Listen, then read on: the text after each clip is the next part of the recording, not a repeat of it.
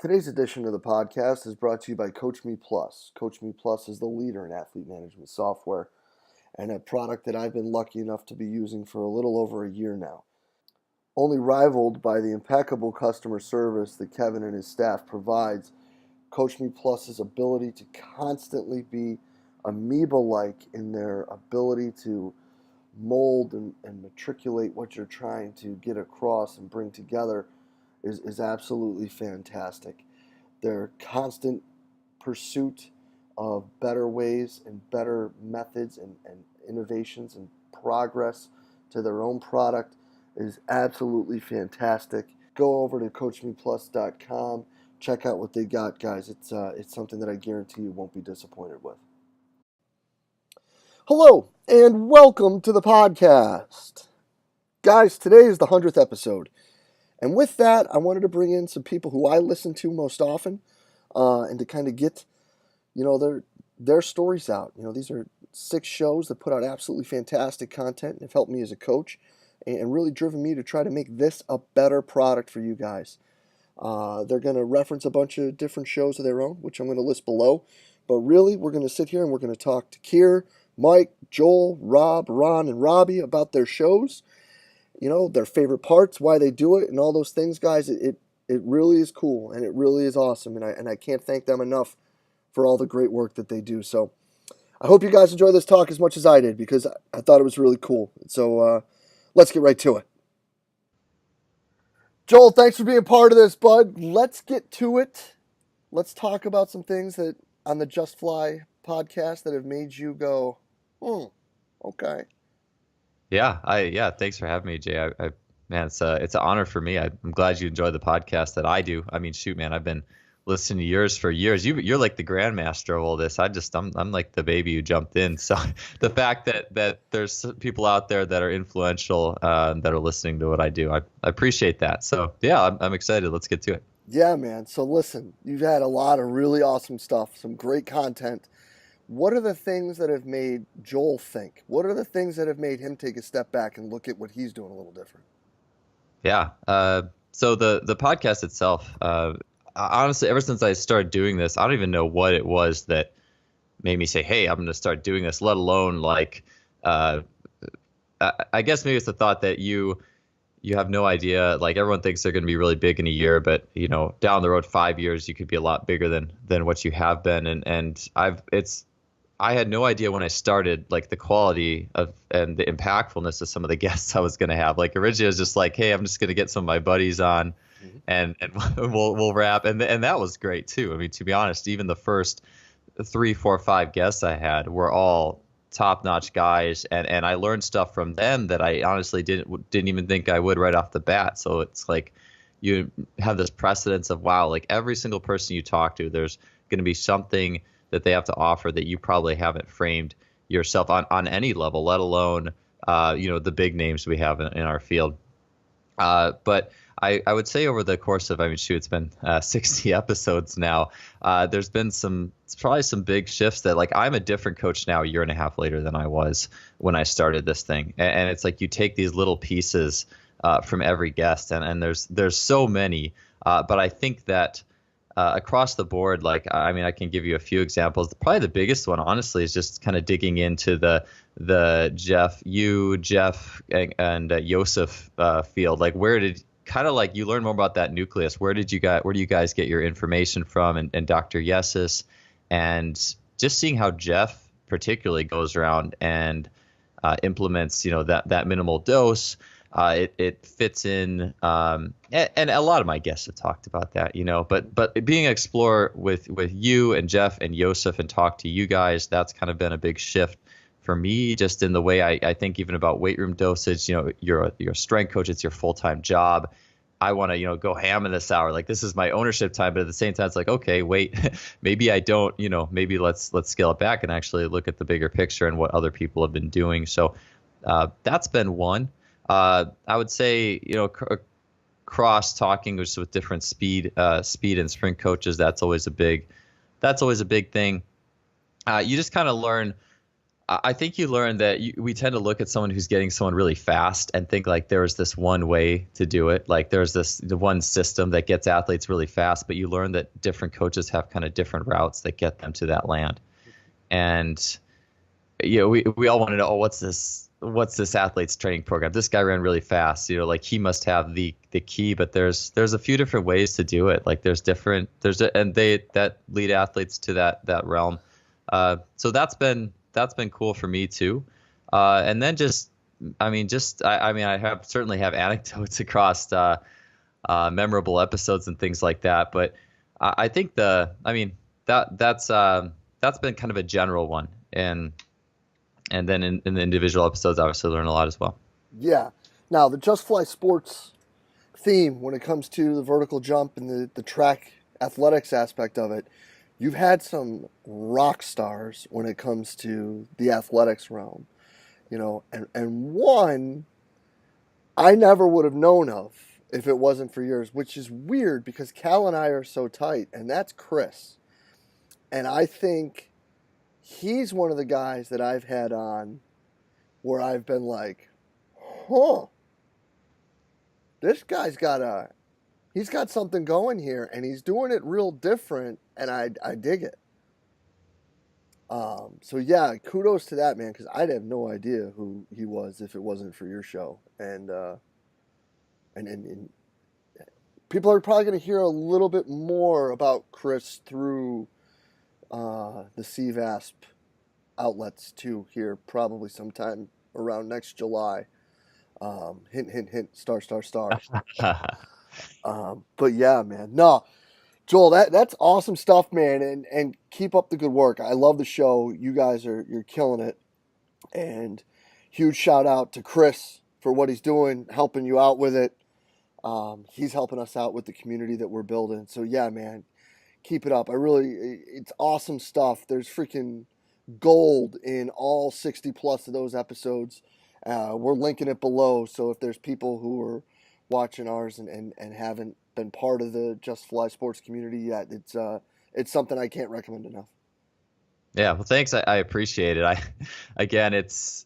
It's humbling on my end. I mean, it's amazing when you have a microphone and a recording and the people who are willing to give you their time and expertise. I mean, legends. And I'm like, who am I? I'm just a guy in his early 30s with a microphone and a website, and just the quality and the wealth of information you get. It's just so humbling, but people are so willing. And to me, it just speaks so well of I guess our ability to push the field forward and how willing these people are to give back. So yeah, it's been a great experience. Yeah, man. We'll keep it going, bro. I'm loving it, and like I said, we'll keep passing that information on. So thank you very much for all you're doing, and we'll be in touch soon, brother.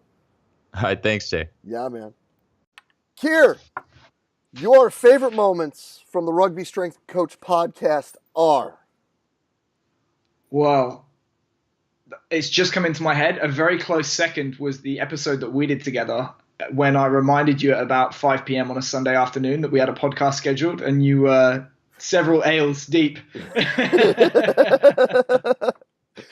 Which it was a good catch up, but I think one thing that kind of stood out on mine was an episode I did with James Smith, who goes by The Thinker.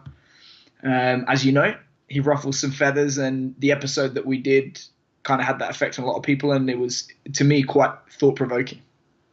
So get into that a little bit. One, why did it ruffle feathers? And two, what did it provoke in your head? Well, the way that James titled it was the death of strength and conditioning. And he will go into more detail if you listen to the episode. It's basically, it was a big conversation about all the things that are wrong with strength and conditioning. And, to me, it kind of boils down to this, which is once you accept that all forms of force production work have an element of skill to them, motor learning, once you accept that all forms of sport practice, tactical and technical training have physical effects, you realize that there's no clear dividing line between sport coach, strength and conditioning coach, sports psychologist, all these different terms. And if you exist in a silo, what you do as a coach is going to have unseen effects on what other coaches do. So the sooner we can do away with those titles and have a global management of the training load or the training process as an athlete, hopefully the sooner we can accelerate the performance of athletes. Now, you and I have spoken at length about that, where the issue with the model that James has proposed is that you're a head of performance basically telling the head sport coach what to do, and they have to answer to you, which in the current culture is not going to happen. So I think he's absolutely right in, you know, the absolute truth of it. But in order to make it work, we're probably going to have to learn to work together better as individuals within a team, but also try and expand our understanding of how each one another works in a team and try and collaborate better together. Because, you know, I can tell you from my own experience, as I've tried to do that and push myself. So for example, start to talk about technique when we do certain conditioning work in grappling and rugby, you can see people start to look and think, hang on, he's doing my job. Whereas I think if we can all understand what we're doing together, it's going to only benefit the athletes. No, and I think that, again, like, his thought behind it is like you said, is pretty much dead on. The problem with it, though, is his approach in it might be a little drastic for, like, a quick change. I think that your example is really a strong one in that the biggest problem I see is that people get worried because of money. Like, if I'm doing something that you deem is what you're supposed to do, now all of a sudden you have a problem with me because you think I'm trying to steal your job. As opposed to taking a step back and everybody collaborating and discussing this stuff and even having greater input from everyone in each part, including the athlete themselves, I think a lot of those things could be maybe not eliminated, but the aftertaste could be watered down at least a bit. Man, you're touching on another big issue for me, which is basically people trying to justify their existence. And I think I put it out like a post the other day, which is like, people are more interested in winning arguments than winning the gold medal or winning the championship. Too busy trying to tell coaches that have won X amount of championships why the science says they're wrong, rather than trying to figure out what they're doing right. Trying to demonstrate that certain tests have improved when they actually bear no relevance whatsoever to the actual outcome of the sport, all that kind of stuff. So absolutely, I think we need to worry about the important stuff, which is performance. Mm-hmm. And too often, strength coaches, they don't see the forest for the trees. Yeah, I think a lot of people don't. And I don't think it's just us. I think a lot of, like, different professionals look at it as it's like, oh, we must do. And it's like, no, like, we must win. And, you know, maybe, as weird as this sounds, maybe, like, all the stuff that we know works, like, for one kid might not be the best thing, because they're either going to fight it or you're going to have to, and that fight's going to change the culture of the team or whatever. Like, the flexibility and the ability to communicate and take a step back and, I don't know, like, martyr yourself to be able to give them what they need, not what they can handle, is really something that, like, we all talk about it, but I don't think it happens all that often. It's, you know, like people say, like, forgiveness is a great idea until you have to forgive someone. So is saying performance means everything to me until you have to take the hit, because they don't like it. They've got more important things to do in their whole program of athletic development. The coach wants different things. And, you know, you're absolutely right. Sometimes you do have to take that small hit to advance the program as a whole. And that comes into global load management. You know, for example, I've got a kid on my team, ran 10.8 as a teenager, national decathlete junior champion. Does he need to do more work with me because he took up rugby at the age of 22? Probably not. He needs to get on the rugby field and become a better rugby player. You know, from what I do, he's probably the finished article. Yeah. Yeah, I mean, if you're the decathlete champion, I mean, you're the best athlete in the country. You're probably a good athlete, yeah. You're probably already good. Yeah, no, and that's a great point. And it's like, again, like we look at a lot of these things, and if it is global management and you want to be part of that, if you know the coach isn't going to back down because of whatever reason, isn't it our responsibility too? For sure. And, you know, I think James has realized that as well. And he's kind of said that culture has to be top down. So when he talks about this, he's talking about an organizational level as well. Like literally, it almost has to start with the owner if it's a professional club, or the board of directors, or if a university, start with the athletic director, so that you can put the people in place to affect that kind of change, because organization-wide change is not really going to be bottom up. It could be top down and bottom up at the same time, but it's never just going to be bottom up. Yeah, no, you're never going to put someone in a position of enough authority to be able to affect that change. 100%. Especially when the people above them make 20 times as much money as they do. Good old American income inequality. Well, yeah, I mean, but that's really where it is everywhere. I mean, you know, managers in football make way more than their freaking performance directors, so it's true. You know, it just is what it is. And you know, for all the influence that some performance staff are able to have on the outcome, that's probably justified, because we all know guys that do great jobs and their teams still suck, and we all know great teams where the performance people still are living. Well, yeah, 100%. Well, listen, man, that's the talk. We're going to link below. Absolutely awesome. Stoked to have you on, brother. Appreciate it. Thank you, brother. Thank you very much. We'll be in touch soon, bud. All right. All right. Mike, thanks for being part of this, bro. I'm stoked to hear what your favorite parts of your show have been. Yeah. So, you know, I mean, I don't know where you're at. I know you're cranking them out left and right. I think today I just posted number 89. So cranking through. And I kind of put this number in my head. I said, when I got to 100, that's when I was going to reevaluate. So hopefully it continues. I feel like I'm on a good roll now, but you know, there's one or two that really stood out, and it's hard, right? It's like picking your favorite kid, you know, because like each one you like love it for a different reason, or you connect with a different person. But one that immediately comes to mind, and part of it is the story behind this, right? So you and I both know Buddy Morris, right? And we both know that Buddy has like this monologue that he can go through at any point in time and tell us exactly the exact same steps, right? So first off, when I tell Buddy I want to interview him, he's like, yeah, I'm on. I definitely want to do it. And I tell him, oh, we're going to do it via Skype. He's like, what's Skype? So literally, he doesn't know what Skype is, right? So, but he's got a guy. He's got like his guy that's going to help set it up. And Anthony. And I tell, yeah, Anthony. And I tell, you know, Buddy, I'm like, look, I don't use the video because it slows things down, at least on my end. So I don't want to use video. And so immediately he's like, well, I got to use video because I want to see it. Okay, so we'll do video. So keep in mind, as I'm going, I call Buddy and can you see me? Yeah, it's all good.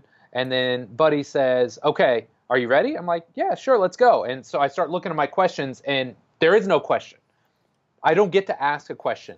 I'm not kidding. For an hour and 10 minutes, Jay, it's Buddy monologuing. Listen to the show. An hour and 10 minutes. And then he's like, oh, did you have anything you want to ask? I'm like, I've got a whole sheet of questions here that I was going to ask. He's like, well, ask one. I start to ask. He doesn't even let me finish the question. It's about energy systems. And he starts going again. So that's the show. Now, here's what's really interesting. Like, because we both know Buddy, so we can laugh about that. But the coolest thing about this was the sound quality in that show is awful. Because I told, like, I don't know if it was the internet or where I recorded it, but it's super choppy. And keep in mind, like, it was so choppy, I sent it to somebody else to edit it, like a professional, like, audio-visual guy. I'm like, I don't know if you can salvage this, but please try. And it was to the point where I wasn't going to post it because the audio was that bad. And I was just like, you know what? This is so good. I'm going to put it out anyways. And it's still, to this day, the most popular podcast I've dropped. And it was number 12. You know, because, I mean, it's Buddy. Just being Buddy and F-bombs and monologues and, I mean, just downloading his thought process, his thesis on physical preparation. So I'd say that was one. And then I'll tell you one other one that totally caught me off guard. I don't know if you've ever spoke to or talked to John Welborn, the guy from Power Athlete. Mm-hmm. So I think 9 or 10 years in the NFL. He did. I think he was the guy that started CrossFit football, and he reached out to me, and I was a little skeptical because I didn't know a ton about him. And I tell you what, John has one of the most captivating podcasts. He's incredibly easy to talk to. He's obviously very charismatic, and if you listen to the show, again, it's the longest podcast I've done. I think it's an hour and 45 minutes. Generally, I shoot for 45 minutes, maybe an hour, hour and 15 tops. And this is an hour and 45 minutes. And probably the last 20 or 30 minutes are just he and I talking about football. Because I was a huge Colts fan. Obviously, he played for the Chiefs, so they used to go head-to-head. Mm-hmm. They had this one epic battle. And it's funny because I remember watching the game. Obviously, he played in the game. So he's literally walking me through, what happened in the game, like all these details. So that was one of those where, buddy, you expect to just be amazing, and he was. This is a guy I didn't really know, but just so well-spoken, so charismatic, did a great job representing himself, and a very, very intelligent guy that has thought about the training process. And you don't always see that with athletes at that level, right? A lot of them are just tell me what to do and I'll do it. This is a guy that, explored the training side of things, that was interested, that spent time kind of refining the craft himself. So I think he was just a really great interview as well. So, those were two shows that really stood out in my mind for totally different reasons, but that kind of help symbolize what makes the show unique. Yeah. Well, I'll tell you this, man. You've got one show that I've probably listened to now. If it hasn't been 10 times, it's close. And that's the interview with Chris. Oh, Chris Chase? Yeah. Oh, yeah. And the breakdown of the exercises and all of that. Because, before I had ever heard him talk, I mean, he was on the West Coast forever, so it was never a guy that I would have crossed paths with. Yep. But I'd seen his Instagram, and I'm like, this guy does a lot of stuff, and it seems pretty tracky, kind of, but they're doing well in basketball, and he's doing something right if KK is reaching out to him. Right. But then when I heard that, I was like, holy mackerel. Yeah. This cat's got it together.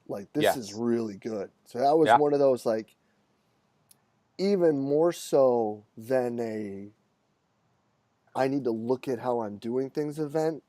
That was another spot where it's this is a coach that this dude gets it. Yes. And I think that position for him at Memphis is fantastic.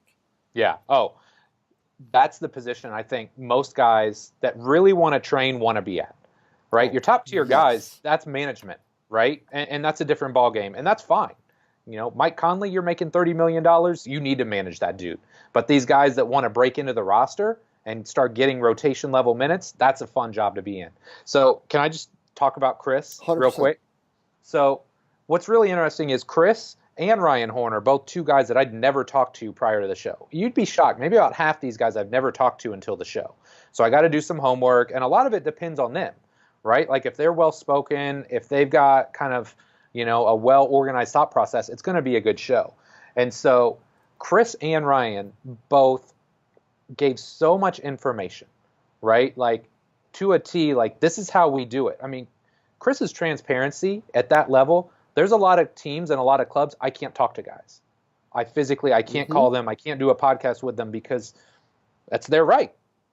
So Chris, to give me that level of information in literally 20 to 25 minutes, breaking down set by set, rep by rep, exercise by exercise, how they run their program, that transparency blew me away. And I told people this at the summit a couple weeks ago. Chris and Ryan, without knowing it, got themselves speaking gigs because of their podcasts. Uh-huh. They were that good in those podcasts. I was like, if they're that good in this environment where they can't see me and they can't see or interact with somebody, they've got to be fire when I get them on stage. So that's literally how I picked those two guys. It went from I respect your work and I followed you to you just crushed it on this podcast. You gave away the farm. Now I want to bring you here because I want to learn more from you myself. And I know the people that, kind of support me and support RTS IFAST, they want to learn more from you too. So just a little anecdote there. But I mean, those guys just did such an amazing job on the show. Without knowing it, it got them a paycheck as well in the end. So, yeah, well, I can't tell you how many people I've had on the show that have ended up being speakers too, and it's like, yep, it's pretty crazy like how that happens. It's almost like it's not fair to call it a tryout because it's not like you're trying everybody out. But when all of a sudden you get hit in the face with a right hook, you're like, whoa, we got to bring this dude or this woman in, and we need to get more from these people because this is awesome. Yeah, absolutely. It's like you said, it's not necessarily a tryout, but it just, if you don't know about somebody and you ask them to speak, you're kind of taking a flyer on somebody, because somebody can sound brilliant on paper, or they could have coached the best people, but you don't know how they'll present. Mm-hmm. Versus in this environment, if somebody can talk, if they can rap to you, again, without maybe having the interaction that you get from working in a live audience, if they can be successful in a podcast environment, they're probably going to be pretty successful in a live environment talking to people. No doubt. Well, Mike, I can't thank you enough for being part of this, for all the content you're putting out and helping push the profession forward. The event you guys are hosting out there in Naptown, everything you guys are doing. Keep up the great work, brother. We're rooting for everything you guys do and are really, really happy to have the relationship we do because you guys are killing it, man. So thank you for everything you're doing. Keep up the great work, buddy, and thank you so much for taking the time to be with us today. Hey, man. Thanks, Jay, and you do the same. I love your work, man. Appreciate it, brother. All right. All right, man. Rob, thanks a bunch, man, for being with us with this project, dude. Appreciate you taking the time. It's a pleasure, mate. Anytime for you, Jay. Yeah, so listen, man, the Pacey Performance Podcast is a regular of mine, and one of the reasons why I got into this. So let's talk about any aha moments, anything that you, like a favorite episode that Rob has from his show. Favorite episodes? There's definitely a couple, and there's a couple of little lessons that I've taught, not lessons, but things that I've kind of taken from not necessarily the episode, but how people have kind of conducted themselves in the build up to these episodes. And I'll give you two examples. One being Mike McGuigan, who was over recently at the UKSCA, and the second being Ben Rosenblatt. So Mike was on early doors, 10 or something like that, episode 10, and then Ben Rosenblatt a little bit before. And the reason I picked them two guys out is so the setup that I normally have pre-podcast is to send some discussion points over, as I'm sure everyone does, so the guest knows what's coming before we hit record. But them two guys just said, let's do whatever. I'm happy to go with whatever. Where sometimes I'm the same. I want to know what's coming. But them two guys were so confident in what they were going to talk about that they were just happy to roll. And to be fair, I don't think Ben actually even read my email. He was just ready to rock, ready to roll. He was happy with anything I threw at him because he's just confident in what he's talking about. And they're the two that I really kind of appreciated, just their kind of honesty and Ben, both of the guys, especially Ben. If you didn't know, I don't know. Like I'm happy to. You need to ask someone else that because I'm not the expert in that area. And they were two really kind of standout episodes for me, just in that how they've conducted themselves. So I'll go for Mike and Ben. That's awesome. So if there been any when you've been rolling that something's been like, wow, that's like some interesting or different or is controversial the word? I don't know, like something that made you just go like, or take a step back and be like, I wonder if maybe we're doing some things wrong. Yeah. One, I think it was the first one I did with Brett Bartholomew. So Brett's been on a couple of times, and for this exact reason. And the thing that we chatted about, again, I think it's in the first one, was coach health. And it was the first time I'd really discussed it. And I know, not saying that was the kind of the breakthrough episode, but I know it's been discussed quite a few times since, especially with Brett.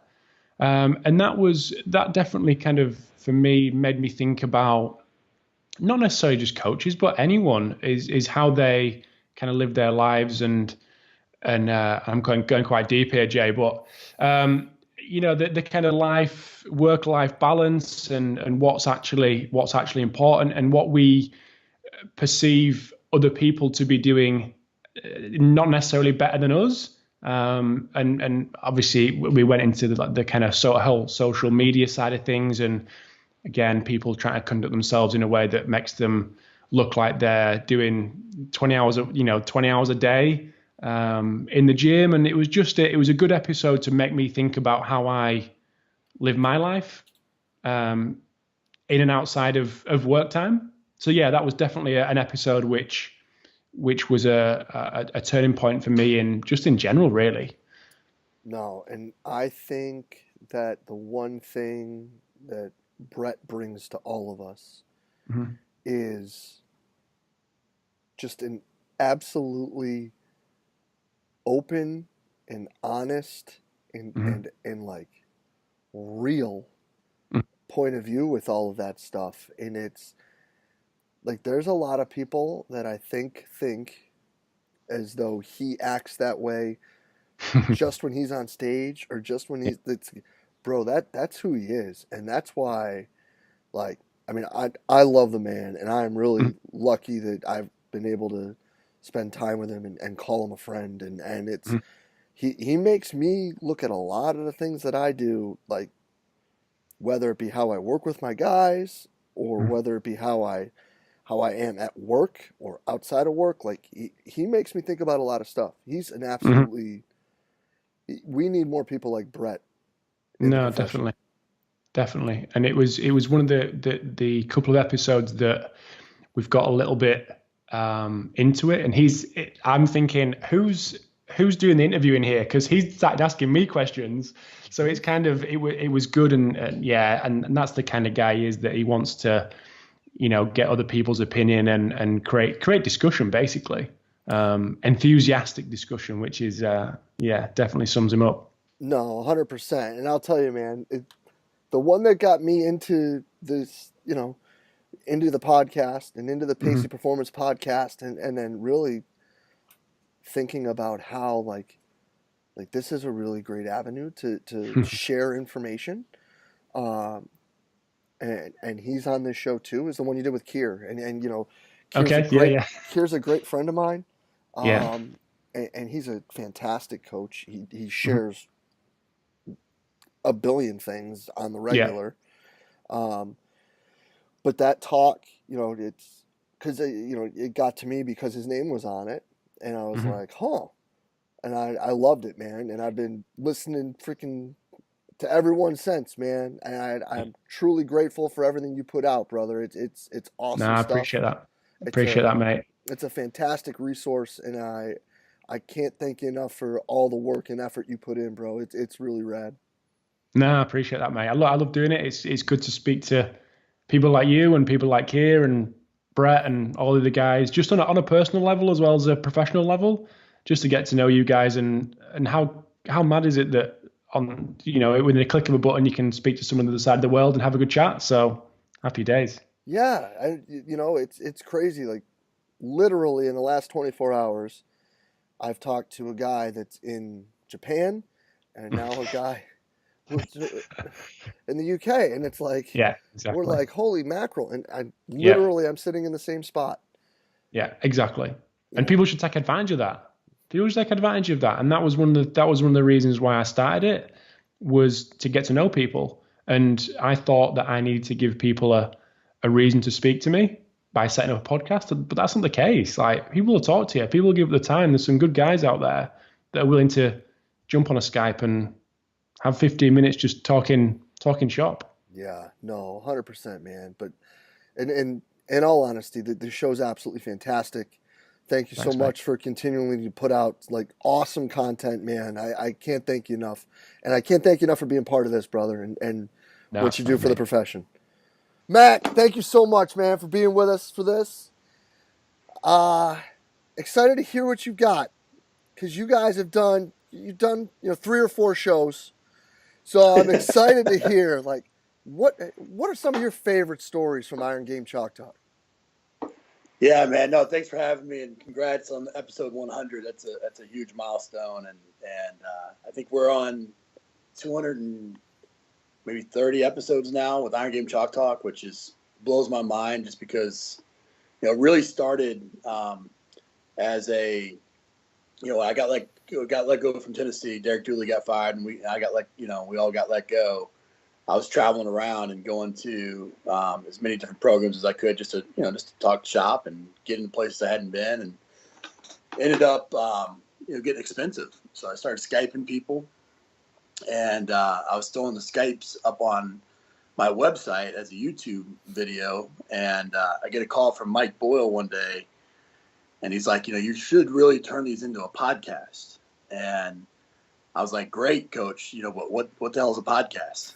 And so he kind of told me what it was, and I went down that rabbit hole, and Anthony Renna was real instrumental in helping me get it going as a podcast. And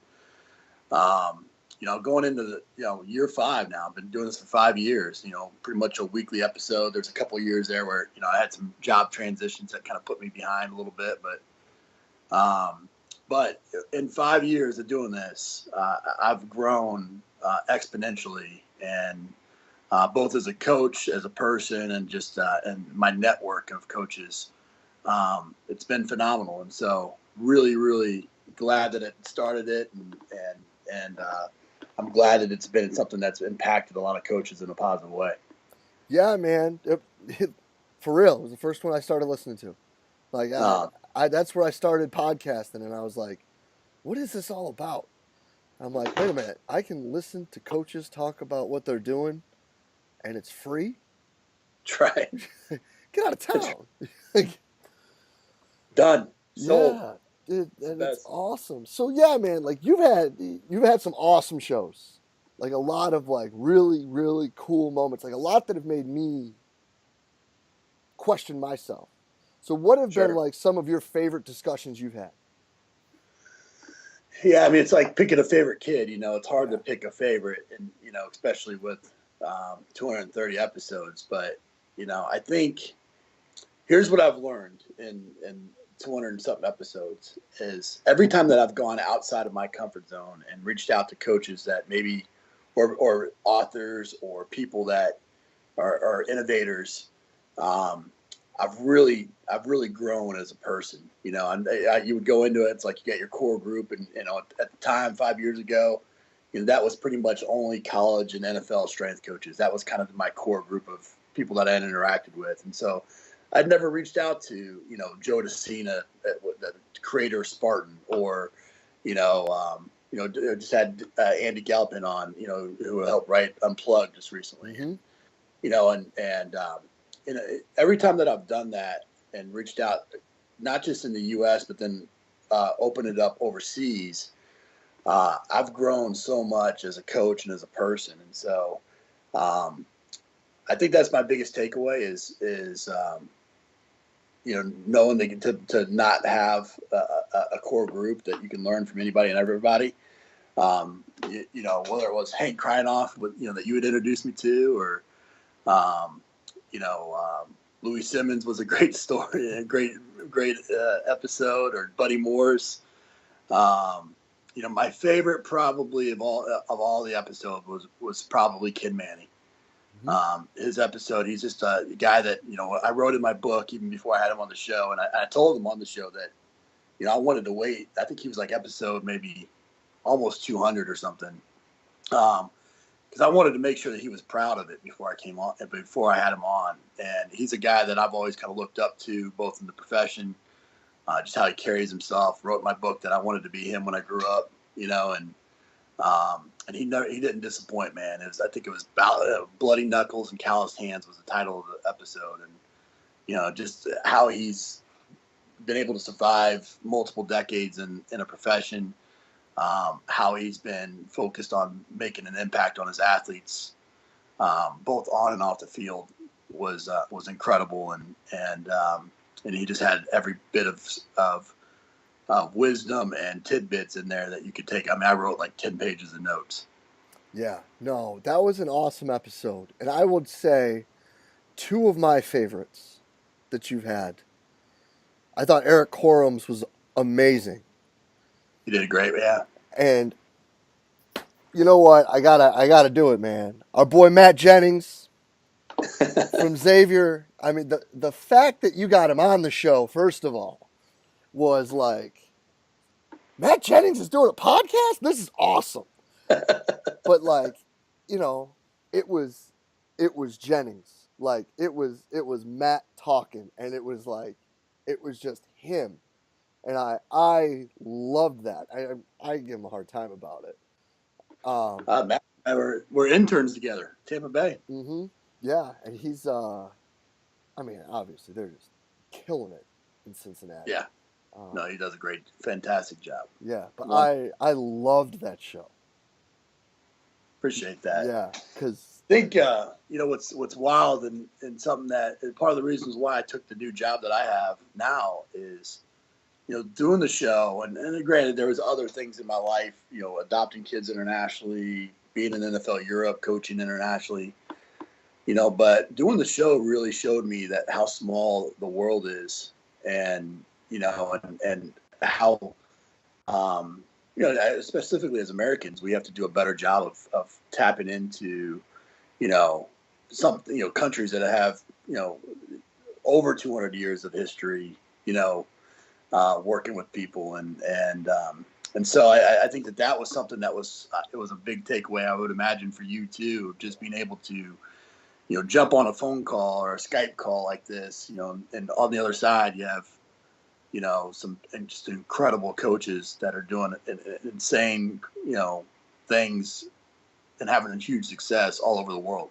oh yeah, no doubt about it, man. And that's what I say. Like selfishly, that's where the seminar started, and that's how this has all been going. Is it's like I wanted to learn from people. I mean, like after B kind of called me out about how bad our clinic was, it ended up being like, who do I want to learn from, and then who do they want to learn from? Like, if I want to learn from you because I think you're smarter than I am, well, if you want to learn from someone when you think they're smarter than you, then I better shut up and get that person here as fast as possible, you know? That's right. So, but yeah, man. And, you know, and everything you're doing with play too right now, dude, is, I don't know how you do it. I mean, just one event a year and I'm good.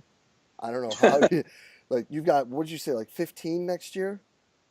Yeah, we're right at about 15 for next year, which is, you know, which again, I mean, I think, you know, this is something that you and I have connected on through the years, and just why our friendship is the way it is that, you know, neither one of us are the smartest people in the world, you know, and I don't ever, or at least definitely I'm not, you know, and I've always learned the most when I've gone straight to innovators, you know, people that are doing things for the first time and creating the system, not the guys that are replicating systems, but the ones that are actually doing it and creating it and have the innovation, and being able to sit down and talk to them, you know, face to face or listen to them, you know, in a lecture style. You know, I've always taken more from that than I ever did reading the book or, you know, whatever other method you want to say. But, you know, to me, it was always in the practical application and being able to take that. And I don't think you get that when you know, through a book. And so clinics were huge for me, and they were an instrumental in my development as a coach. So it was important for me to always run a clinic, just much like you do, as part of the places that I've been. But I did it you know, I did it always as a give back to the community as well. But I mean, there was definitely, like you said, a selfish kind of motivation behind, look, I want to find people that I want to learn from and network with. And I'm going to bring them to me, you know, and that, to me, that seems like, you know, the way to do things. And, you know, and what you've done a great job of is creating such a fantastic event that people want to be a part of, not just for the lectures, but to be with the community and just to hang out with friends. I mean, we always talk about, I think we talked about it at dinner that night, you know, how if we all lived on the same street, we'd barbecue every single night, you know, and hang out with each other, and our families would know one another. And unfortunately, we only get to hang out with each other once or twice a year, you know. And so I think it's important for coaches that are listening. You know, there is, you know, if you would have sat back and said, okay, well, Coach McKeefery's got a podcast, and Mike Boyle's got a podcast, and so-and-so's got a podcast, I'm not going to start a podcast. You know, there's plenty of room in the marketplace, because it's all about just giving back to the community any way you can, and I'm a guy that frets over every single word. For me to write a book or to write an article, I mean, I'm gonna criticize and really critique every single word. Whereas just having a conversation like we do, that's natural. That's stuff that I do on a daily basis. That's not work for me. It's not something that I ever look at and say I'm not willing to do. And I have some pretty cool conversations, just like you do, where that's just, I'm selfish. I'd be a selfish jerk if I kept those conversations to myself. Oh yeah. And so I think starting a podcast like you did, and building a community of people that are gonna, that identify with you and your uniqueness, and identify with your mission and goals. Man, it's freaking, my hat's off to you and anybody else that does it, just because it's I think that's the ultimate. That's our ultimate responsibility as coaches, is because we didn't learn a single thing by ourselves, that we have a responsibility to give back to the people that gave to us, and however you can do that, be it a clinic, be it a podcast, be it, just opening your doors to visiting coaches or whatever it may be. I think we all need to be doing that. Couldn't agree more, man. And again, appreciate all the work you're doing. Appreciate the 250 plus and the next 250 plus, brother, and everything you're doing with play. And Thanks, man. It's awesome, big time stuff. And we're going to make sure Iron Games link below. We're going to put those 4 episodes in particular below, and make sure that, the schedule for the play summits are going to be down here. So people can make sure if they're anywhere near them, that they get out to those, because it's big time content, and it's awesome, man. And again, it's about coaches helping coaches, and I don't care what people say about all the other stuff, man. At the end of the day, like, that's what all this stuff is for. So I appreciate everything you're doing, brother, and keep rolling, because I know it's a lot, and I appreciate it. Likewise. Thanks, Likewise, man. And congrats to you, and I'm an avid listener, so I'm ready for the next 100 as well. Appreciate it, buddy. Well, thank you so much for being part of this. Absolutely. All right, man. We'll be in touch soon. Robbie, thanks for being on with us, man. Anytime, Jay. Anytime, brother. So listen, your podcast is one that I listen to on the regular, one that really got me into doing all this. So I'm grateful for you to be part of this project here for number 100. But I want to know, for Robbie Burke, what is your favorite part or story of running your show? I would say favorite part with the podcast is making connections with all my guests that come on. Not only personal connections, but it also allows me to connect them with some of my previous guests. So, case in point, you're going to love the story. I had Gary Schoenfeld on Monday, so that episode will be coming out at some stage. Gary Schoenfeld, right? Absolute gentleman. You know who Gary is, don't you? Yeah. So he's at Greater Atlanta Christian is where he's at, down in Georgia. And got him on. Great podcast. People love when it comes out. But I heard Gary previously on Mike Robertson's podcast, which we both listened to, Physical Preparation. Big shout out to Mike there. Which he done an unreal podcast there just lately. The one for the young coaches that yes. Unbelievable, wasn't it? Oh, unreal. He interviewed Kier just before that too, which was another great show. Yeah. Oh, it was unreal. Yeah. I loved what he asked Kier about, like, his whole background story, and it was just like, fucking hell, this is amazing.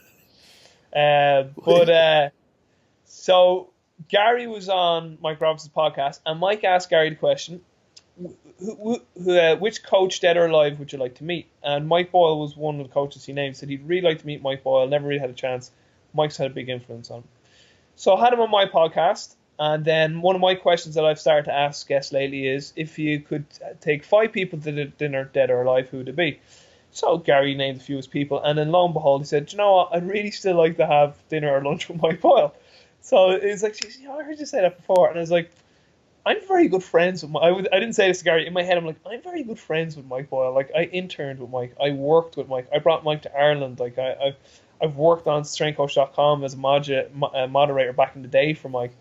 And Mike being one of my mentors. So and lo and behold, I just happened to set up a phone call with Mike the very next day, just a catch up. We hadn't spoken in a long time, see how he was getting on.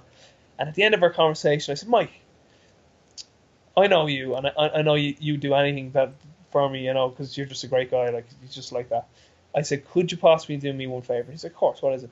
I said, do you know who Gary Skarphol is? And he says, yeah, I don't know him personally, but he says, I've heard him on podcasts, really like him. I said, well, Gary would love to be contacted by you, be phone or meet each other at something. I said, if I gave him his cell phone, would you call him? And he goes, absolutely, send it on. So send it on. That was Tuesday, right? I wake up Wednesday morning here in Ireland, scrolling through Facebook like you do, Gary Skarphol. Not big long, but a long Facebook post. You won't believe who called me this evening as I was cleaning up my weight room today. This Boston number flashed up, and I was like, who is this? Answered it. It was Mike Boyle, and he put this whole post down. Mike's been a huge influence, blah blah blah. So I sent him a little private message saying, I heard a certain Mike Boyle ring yesterday, and he goes, oh man, I owe you so much. I was like, you don't owe me anything. And then I was like, did you rope him into coming down to talk for you? Because Gary has recently started the National High School Strength and Conditioning Association. I think that's it. So like I was like in the back of my mind, I was like, Mike will go down and speak for him. So that would be great. So like that is like one of the highlights for the podcast. Those connections and being able to bring people together. Another one is I interviewed a guy called Chris Bernard. Yep. That podcast is actually coming out next. Chris works for Elliot Holtz in Strength Camp. Really, really top guy, beautiful human being. And Chris was very influenced by Cal Dietz's work. I don't know, maybe this is just me, Jay. I don't know. Like, people always like go to me like, how do you get these people on your podcast? Or like, how do you get in contact with these people? I'm just like, I email them and I ask, and I just like say, do you want to talk? So like I said to Chris, why don't you contact Cal and speak to him if he's been such an influence? And he goes, yeah, and I just never really got around to it. And I was like, well, I know Cal just through email, him on the podcast. Do you want me to introduce you guys? And he's like, absolutely. So I emailed Carl saying, would it be okay to introduce you to Chris? Boom, absolutely, two of them. Now they got connected, you know. So it's just things like that. I really think that's one thing. I'm all about connections. I suppose I was speaking to a friend the other day, like, and he said, Jesus, you know so many people. And I was like, well, there is that saying, your net worth is your network. So, I'm not saying like I'm just doing this all for me. It's not that at all. I just think that the more we can connect, the more we can share, the better off everyone's going to be. Like I heard Tim Ferriss say this one time too. He comes at life with an abundancy mindset. I'm the exact same. You want to come and see exactly what I do with my athletes. You want all my programs. Here they all are. Like I'm not one of these like secrets still. Yeah, no one can have them except me, and I'm gonna die with them, and no one's ever gonna know. So I'm just not like that's just me personally. My operating system is an abundancy one. So definitely for me at my podcast is the connections, you know. So that's definitely one thing. Yeah, man. I mean, shoot, we wouldn't have had coffee in Dublin a year ago at this time if it wasn't for the show. No, yeah, that was great. That was a great day. So it was great to meet up and talk shop. Yeah, and I think that it's funny, you know, a revolving theme with most people when it comes to doing these is it's like it's they're kind of synonymous. It's like, well, I'm having these conversations with people, and it's good. Like, I might as well just share it, like. Because that's all it really is. It's just people talking about a specific topic of training, and then we're just sharing it with everyone. And then the one that kind of piggybacks it is to develop relationships. And I think that like the amount of connections that you make, you know, just kind of being like, who do you want to learn from? Okay. And then figuring out that like it just comes full circle, and all of a sudden it's like, well, this person has never met that person, you know, and it's like, it's pretty crazy, you know, like. Yeah. To connect, to be able to make those connections. Like, I think you would really like to meet this guy because you two have very similar thought processes. Yeah, it's just it's exactly that. Like, listen, like I'm gonna say it, me, you, Keir, Mike Robertson, like Rob Pacey, we're weirdos, all right? And what I mean by that is like we just have an unquenchable thirst to just know shit. Pat Davidson, another guy, we just want to know more. Like, I just want to understand everything I can about life and optimizing the human experience and performance, and connecting with more human beings who are operating at that same level of thought is one way of going about that. And if I can share that information with people, all the better. And like, the only regret I have with my podcast is my audio is shit. Like, I listened because I had no idea what I was doing. Like, you know, people were always like, you know, people. I suppose nowadays see that everyone's getting really good at website design and all that. I'm like, oh, I better get this audio better because, even though it's a free resource, I'd like it to be better. And thanks to you for telling me some of the bits and pieces, it's definitely going to help. But hopefully going forward now I can make the production quality a little bit better. But so yeah, I mean, it's connections really big thing, and then just being able to share that information through that sort of abundancy mindset. That's been the big thing with me. And as you said, listen, without the podcast, I wouldn't know you. Wouldn't have got a chance to sit down and meet with you. I mean, there's so many other people I've met through the podcast, and I don't know about you two, but there's times probably where we all go through it. We're having a day where it's just one of those days and you're dragging a bit and maybe things aren't working out. Even though in the back of your mind you're always like, listen, you're alive, you have a fully operating body, nothing's going. But we all get a little bit down sometimes. And then, lo and behold, little Facebook messages can come through and go, here, I listened to your podcast. I just want to say I really appreciate your work. And then that kind of picks you up again. You're like, you know what? Life is good. Like, when you get little messages like that, they're well worth it. No doubt about it, man. And I think that's hilarious. Like the points that you're bringing up, like with the production and all this and that. It's like, I think a lot of people make the mistake that like the 7 of us or 6 of us that are on this show today, like people are making like all this money or like doing all this crazy stuff. Like, man, I'm on Skype recorder with my iPhone earbuds, rapping with a guy. So I'm going to talk to a guy from Japan, 2 guys from the Isles, a guy who's in Tennessee, and a guy who's in Indianapolis. And it's like, and we're going to do this in 24 hours. Like, it's wild, man. Like, there's no way to, like, not connect with people anymore. And if you're going to connect with people and people are cool with sharing information, like, why not share it with everybody? Well, one thing I will say before we wrap up in my section here is that for people out there, it seems like everyone's doing a podcast now, but for people out there who are thinking about doing one and they're getting held back by the thing of, I need to do this, I need to that. Listen, I am not tech savvy whatsoever. But one great saying that it was actually a former guy I used to work for, he said to me one day, and it's kind of stuck with me since, because I think a lot of procrastination is because of perfectionism. If it's not perfect, I won't do it. But he said a very powerful statement to me one day. He's like, don't let perfection get in the way of progress. He's like, just start. So like, I could look back now and be like, Jesus, I'm 120 odd episodes into my podcast, and it's only now I'm starting to realize like this little trick here would have improved my audio quality, like whatever, by 50% or whatever, put an arbitrary percentage out there. But like, I could look back and go, shit, all those 120 episodes weren't worth it at all. Like they're not great. You could get that mindset. Like I'll just start all over again. It's like, no, like that was part of the evolution. Your podcast will only grow and get better now from it. So basically what I'm saying is, listen, don't let perfection get in the way of progress. Start your podcast if you want to start. It's going to benefit everyone. Like I hear some people saying, everyone has a podcast out now, and like they see it as a bad thing. I'm like, the better. More information. I wouldn't know who Chris Corfus was if Joel Smith hadn't a podcast. It's 2 of us. Yeah, I wouldn't know who Dan Fisher was either. I wouldn't know. I wouldn't have heard a great podcast there with Tony Strudwick off James Darley's podcast, The Historic Performance. Tony worked with Man United. I knew of him, but never heard him interviewed. Absolute pure irony. I'm currently doing a college assignment for my master's on a paper by a guy. It's Paul Comfort's the lead author, but the third author in it is a guy called Philip Graham Smith. Never heard about this fella before. Biomechanist, works in Aspire Academy. Lo and behold, Rob Pacey's latest guest, Philip Graham Smith. All about biomechanics. And it's just like, there you go. And the interview really helped with my assignment because I got more information. And I got to contact Phil then as well through that.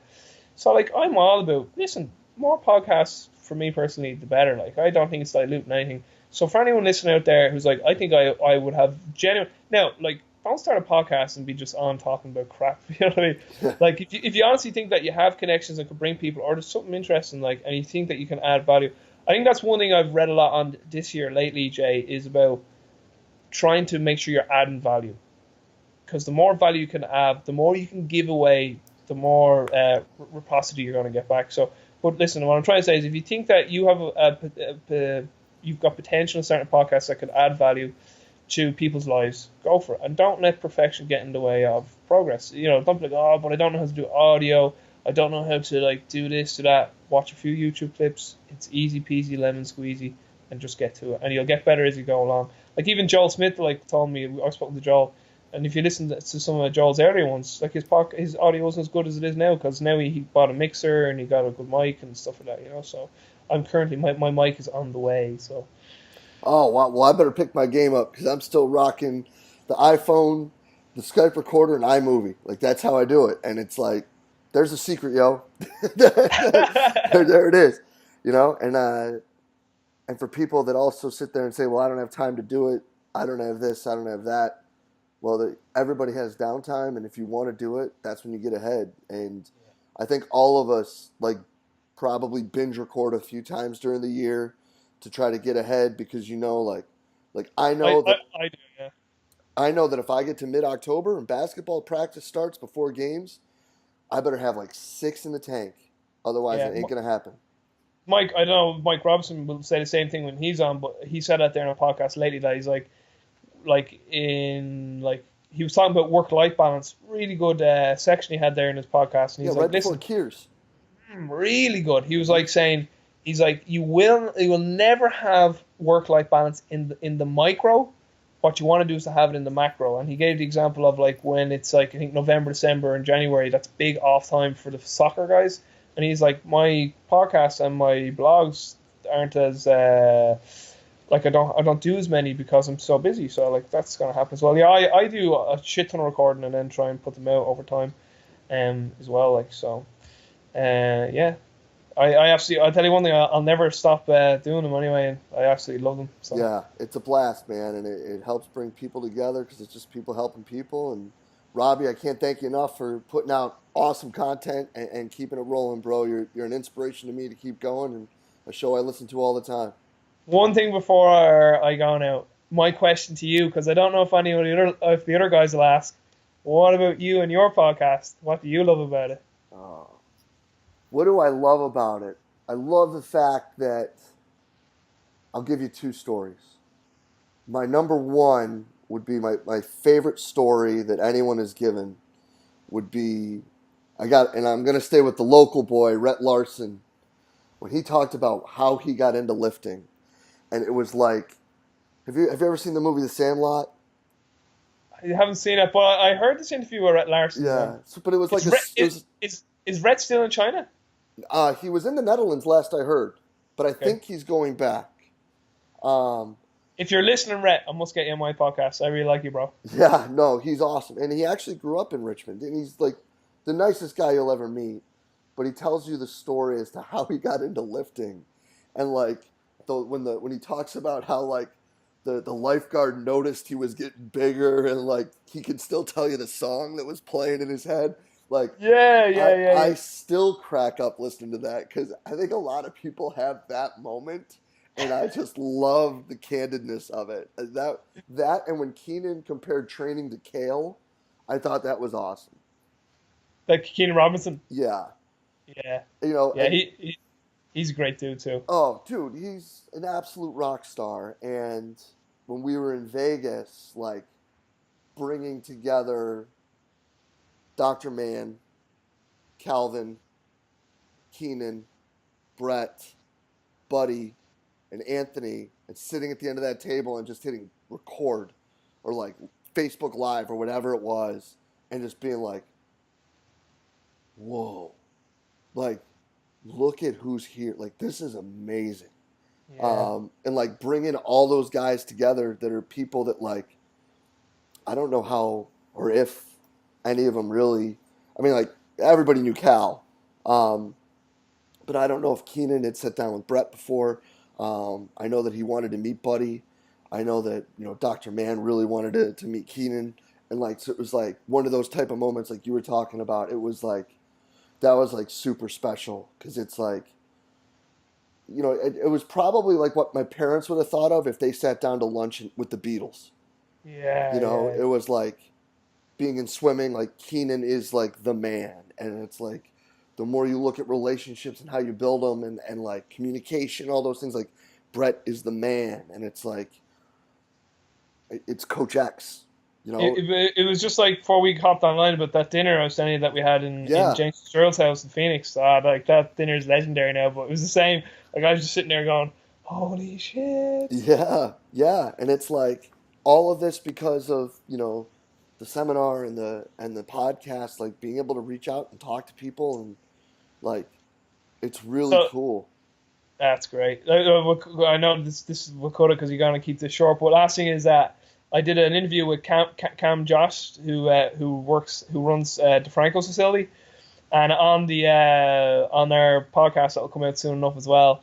We were saying like the two of us are going to make a pact that for 2018 we have to get to your seminar.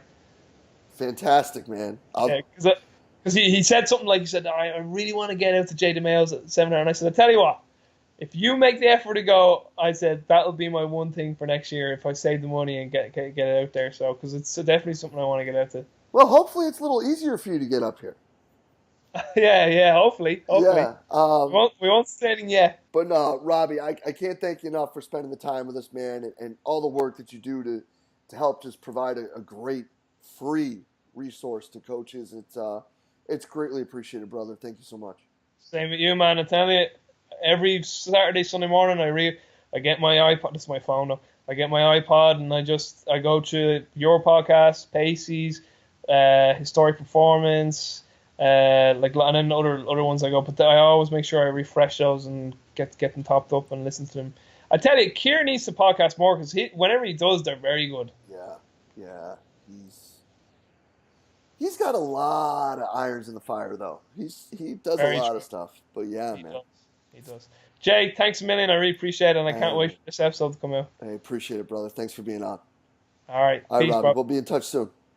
And a huge thanks to Kier Wenham Flat, Mike Robertson, Joel Smith, Rob Pacey, Ron McKeefery, and Robbie Burke for spending some time with us today. Guys, just awesome. And I can't thank these men enough for all the work that they do to help really drive the profession in a positive direction, to donate their time to help all of us become better on a daily basis, and for putting out just killer content that is helping. As I said before, guys, if not every, as close to as many of those as I can find are going to be linked in the notes. Check them out. And if you don't follow and haven't subscribed to all 6 of their shows, get on it, guys, because they're putting out fantastic information that I think is necessary to help keep driving the profession forward. So check out their stuff. And as always, guys, if you enjoyed the talk, share it through the social media outlet of your choice, please. Facebook, Twitter, Instagram, whatever it may be. Smash that like button on iTunes, Podomatic, or YouTube, and share away, guys. Again, all of us are just trying to get great information out to all the great coaches out there. So help them out. Take a listen, subscribe, share, guys. And as always, I can't thank you enough for everything that you do for us here at Central Virginia Sport Performance. We will be back next week with another awesome guest. We will see you then.